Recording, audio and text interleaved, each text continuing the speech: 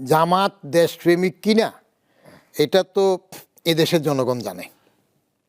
হ্যাঁ, জামাতের একটা কোয়ালিটি আছে, সেটা হইল জামাত এত ডিসিপ্লিন যে তারা কমিউনিস্টের চাইতেও বেশি শৃঙ্খলা মানে চলে।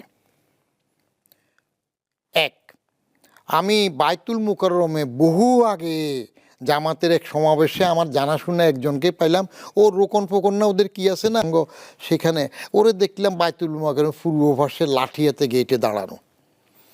আমি বললাম যে কিরে বাবা, তুমি 5 ওয়াক্ত নামাজ পড়ো, এখন বাইতুল মুকাররমে জামাত হয়েছে, তুমি যাবে না নামাজ ফিলা? বলে যে আমার ডিউটি এখানে, আমাকে আরেকজন এসে রিলিফ দেবে, তারপরে যাই আমি নামাজ পড়ি। তো জামাত বলে যে জামাত সবসময় ফরজ না। আমি এটা কি বললাম? বলে যে মক্কা শরীফে যখন জামাত হয় তখন যারা নিরাপত্তার দায়িত্বে থাকে, এদের পুলিশ টুলিশ, এরা কি নামাজ পড়ে নাকি?